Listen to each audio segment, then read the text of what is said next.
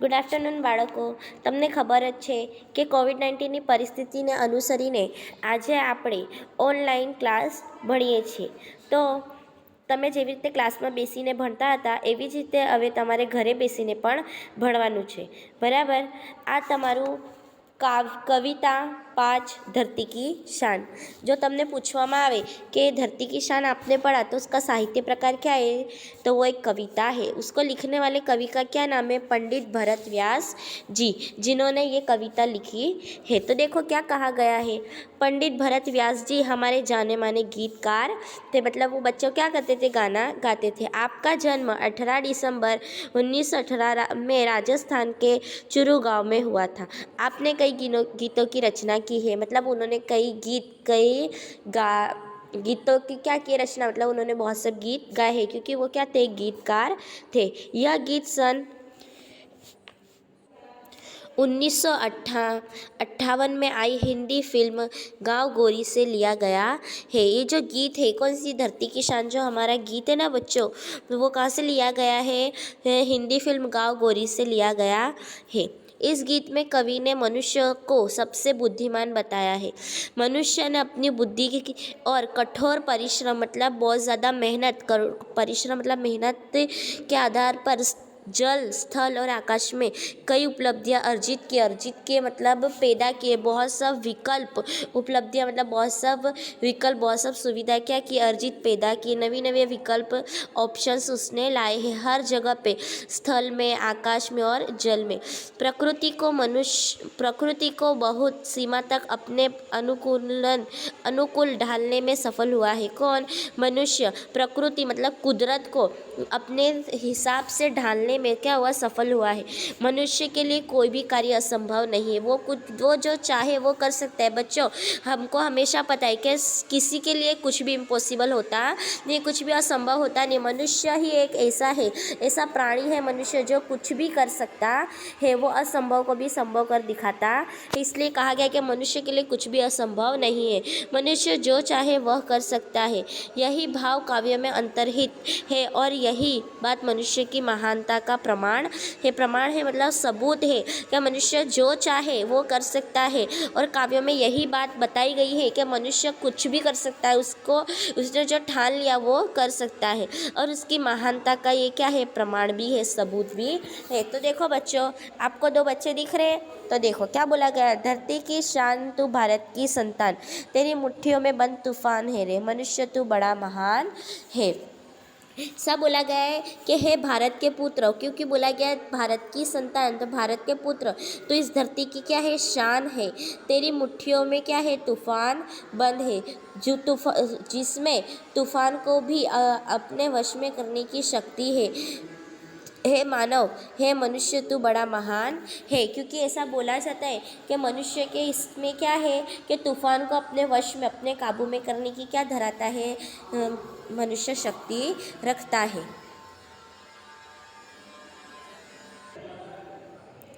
तू जो चाहे पर्वत पहाड़ों को फोड़ दे, तू जो चाहे नदियों के मुख को भी मोड़ दे, तू जो चाहे माटी से अमृत निचोड़ दे, तू जो चाहे धरती को अंबर से जोड़ दे. अमर तेरे प्राण मिला तुझको वरदान, तेरी आत्मा में स्वयं भगवान है रे.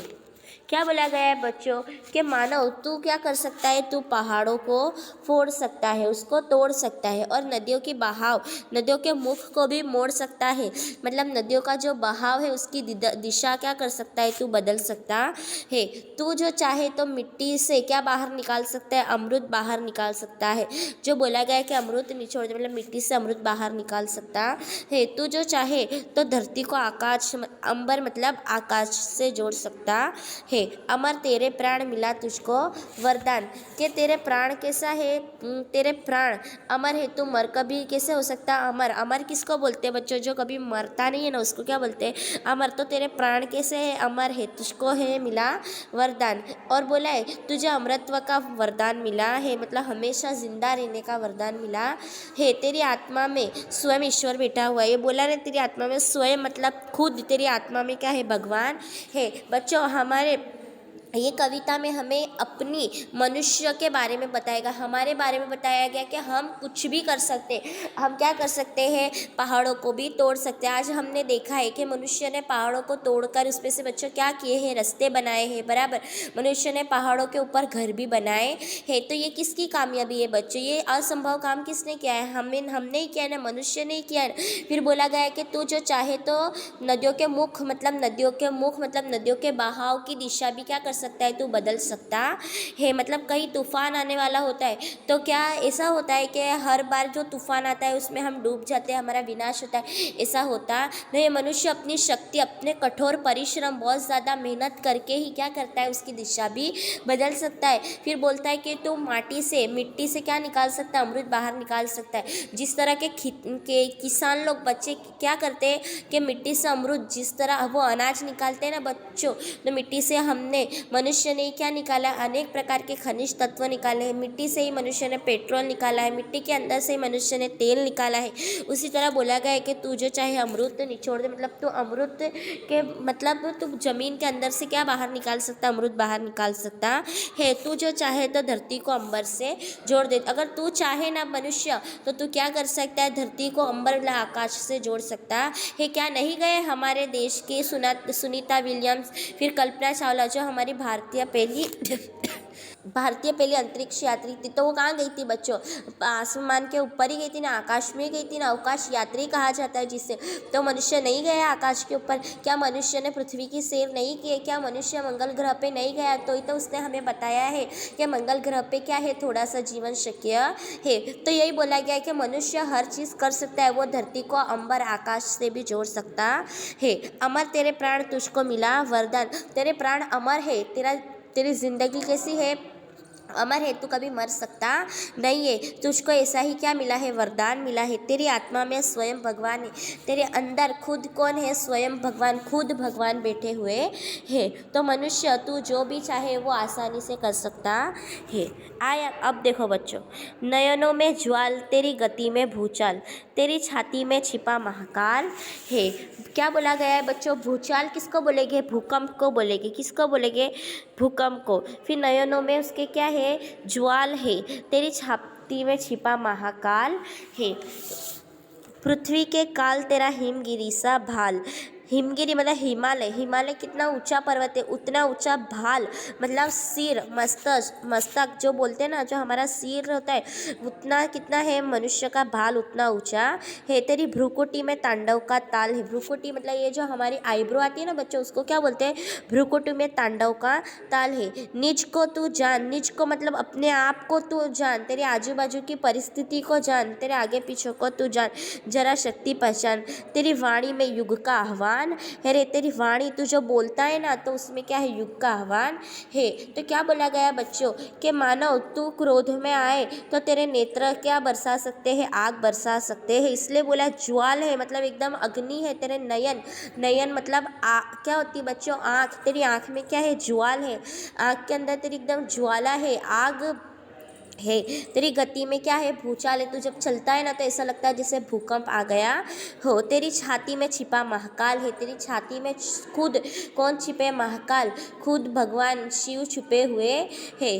पृथ्वी के लाल तेरा हिमगिरी सा भाल, पृथ्वी के लाल मनुष्य तू पृथ्वी का लाल है, तेरा हिमगिरी सा भाल है। तेरा सिर कैसा है, तेरा मस्तक कैसा है, हिमगिरी हिमालय का जैसा ऊंचा पर्वत है वैसा तेरा भाल है। तेरी भ्रुकुटी में तांडव का ताल है, तेरी भ्रुकुटी मतलब तेरी आईब्रो है ना, अगर तू उसको टेढ़ी कर लेना तो उसमें क्या है, तांडव का ताल है।